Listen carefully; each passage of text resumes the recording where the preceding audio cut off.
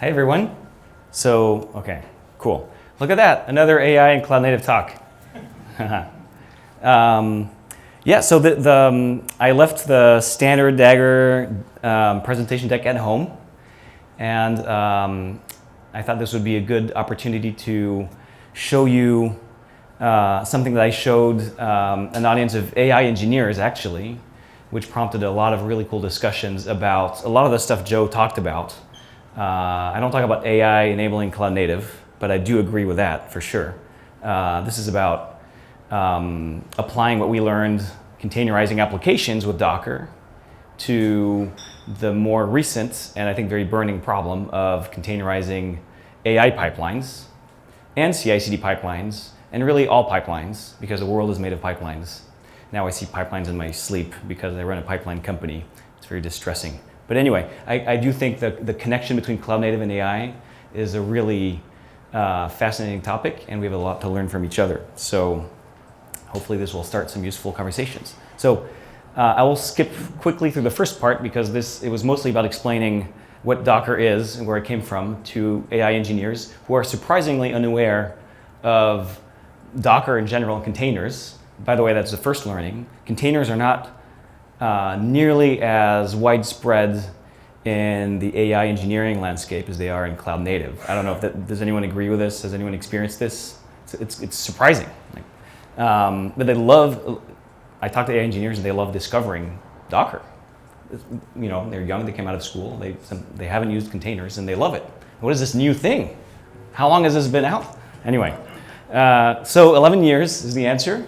And so we introduced this thing called Docker, and we kind of proposed. I unearthed a few old slides.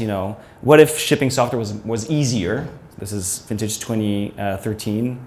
It's really hard. We talked about separation of concerns. We have all this application stuff above the line and all this infrastructure stuff below the line, and they're really very tightly coupled. If you look closely, you can see the old versions, and you can see exactly how dated this is. And what if we stole an analogy from an idea from the physical shipping world, and they sold this with shipping containers? You separate concerns: what's inside the box, what's outside the box. I'm going to fast forward because this is a cloud native meetup. What if we did that for? Also, look, the really dated. I guess we're back to this now, so this is not dated anymore. It's full circle. Actual physical racks full of GPUs. Anyway, so the point is we introduced this idea that was really floating around. It wasn't like we thought of it on our own. And fast forward 11 years, the applications are now by and large free of this problem. At least they don't suffer from a lack of portability and a lack of ability to run your environment locally and move from server to server. Now you can spin up hundreds of accounts to spin up hundreds of Kubernetes clusters to spin up thousands of containers. So that we are there now. So 2 years ago, fast forward to 2 years ago, me and some of the early Docker people started a new startup called Dagger to fix CI/CD pipelines, make it change the way CI/CD pipelines are created and run. And so really we went from focusing on the container, the thing that is shipped, to focusing on the factory that's cranking out the containers, like what's going on there. And a lot of the problems that are unresolved in cloud native, in my opinion, come from a lack of a good answer to that question. What's going on in the factory? Oh, well, better if you don't look, is kind of the general answer. So on the AI side, there's a common question, which is, well, what's wrong with CI/CD pipelines? Tell me more. And then the DevOps people in the audience make this face. Has anyone made this face when someone asked, what's wrong with your CI/CD pipelines? They seem fine to me. They are not fine. They're all broken. They're all terrible. Who agrees with this, that CI/CD is terrible and broken? Okay, I got scared for a second. I agree. Okay. It is really painful because, well, let me walk you through why. The first problem is what we call push and pray. So you have a pipeline, it's running in CI, but it only runs on that server over there, right? So if you want to change it, you got to make a change to the configuration, and then you commit, and then you push, and then you pray. And then you get an email saying you forgot a comma, and then you start over, right? Push and pray. So that is a daily occurrence for a lot of people, and it's very frustrating. And then as your team grows, your factory grows, notice the things get worse and more busy in the background. You run into the situation where each team has its own tool chain, and they're iterating on their tool chain, right, independently. They're very happy when they develop, but at some point they need to integrate, right, the I and CI. And now all these tool chains have to somehow talk to each other. And the way they do that is shell scripts and more shell scripts, and then the YAML to run the shell scripts, and then a templating system to template the YAML, and then the shell scripts to orchestrate the et cetera, et cetera. So then you just kind of keep running because you have to ship, and then you just kind of defer fixing that.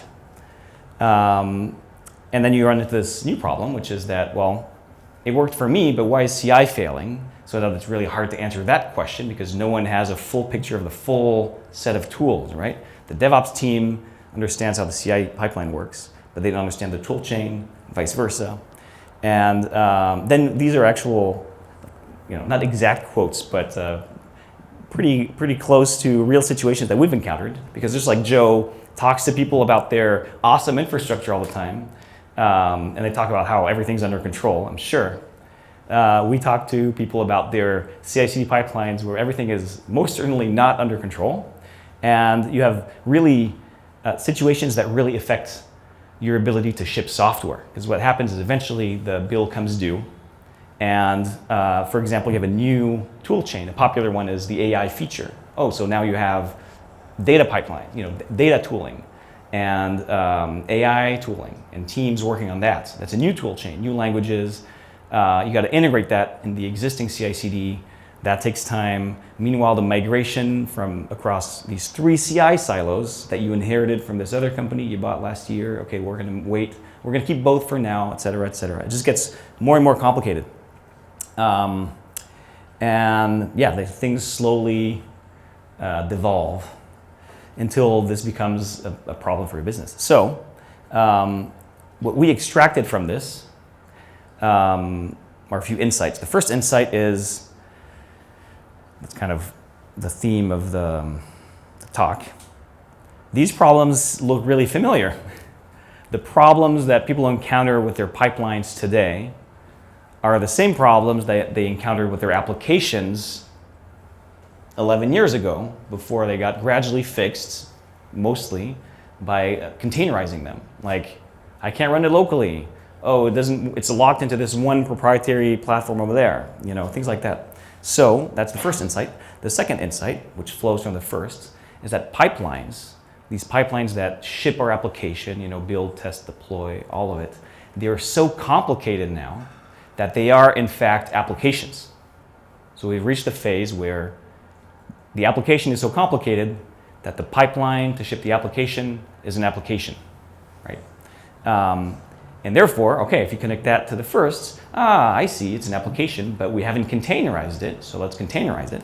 Well, why hasn't anyone done that? And people kind of do, and usually that just adds to the mess because it doesn't work fully. And the reason for that is our third insight, which is that pipelines are actually a special kind of application, and therefore they require a specialized container engine. You can run the whole thing in Docker or Kubernetes or whatever, but it's not actually going to solve your problem. So why? We think there are 3 reasons. This is where the technical jargon comes in. The first is, well, I'll go through them. One is what we call programmable orchestration, programmable artifacts, and cross-language linking. Okay, and there's a hint, which is this: boxes and arrows. Because a pipeline, there is an ideal model for pipelines, and it's a DAG, which is a directed cyclic graph. It's boxes and arrows. The only thing that changes really is what the boxes are and what the arrows do. So that's really the problem, because Docker doesn't know about that stuff.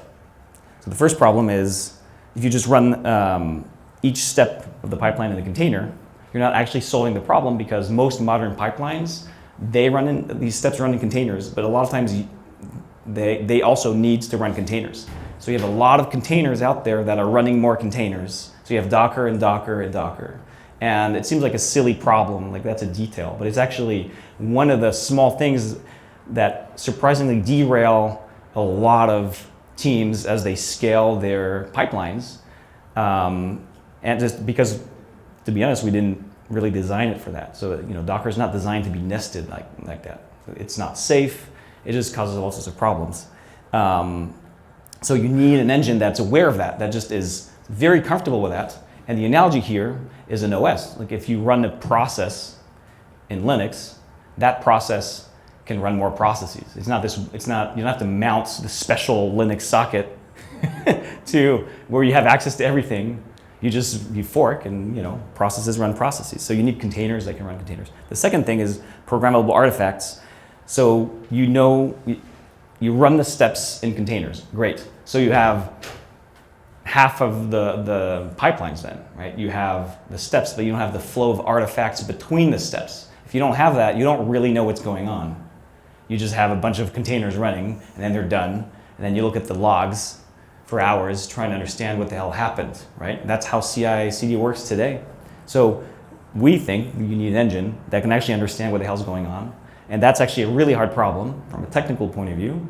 It requires primitives to express just the basics of what artifacts are these days, files, directories, secrets, container images, etc. And then you need a modern type system to compose and specialize those, because we all have specialized artifacts, right? A model, a set of weights is a specialized artifact, right? A custom application template with the 3 authorized application types, the 3 authorized versions of this database. There's a million variations of artifacts, test reports, right? SBOMs, etc. It's all artifacts, and you need a way to express them as code, and you need a way to cache them properly. Anyway, you need all that stuff.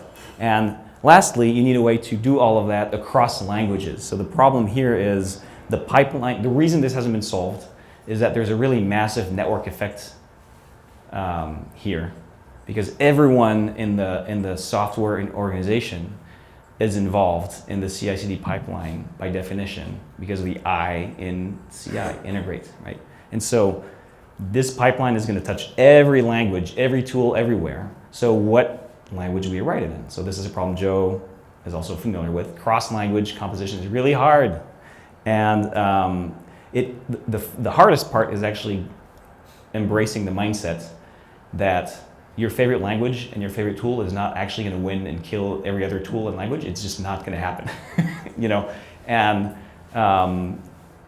that's really the hardest part, really, because once you embrace that, and you embrace the fragmentation as something to accept, to manage, not something to temporarily tolerate until you can eliminate it, because you will never eliminate it.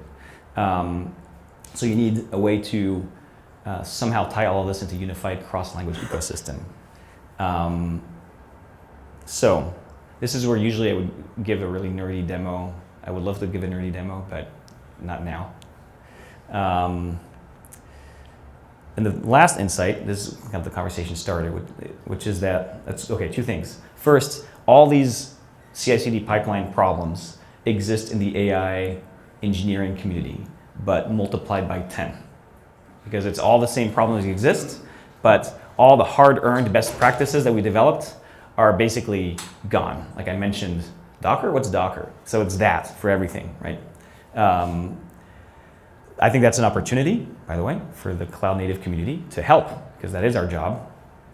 Give people a platform to build their awesome applications. The other really interesting thing that the AI community is pioneering, I think, which is really exciting, is that a lot of these AI apps look like pipelines. The architecture of the app itself increasingly is a pipeline. So the lines between the pipeline that delivers the AI app and the app itself are beginning to blur, which is really interesting, really exciting if you're into DAGs, because it means the DAG architecture, which from a technical point of view is really powerful. It makes things generally more scalable, faster, more efficient. That model is spreading. It's spreading from the niche world of build systems, where I think it originated. Make files are DAGs, and it kind of spread from there to now CI/CD and DevOps and infrastructure as code, Terraform, Pulumi, our DAGs, and now into data pipelines, and now spreading into the application. That is a very interesting development because I think there's one frontier that we in the cloud native community have never managed to really break, go beyond. It's really influencing the application architecture.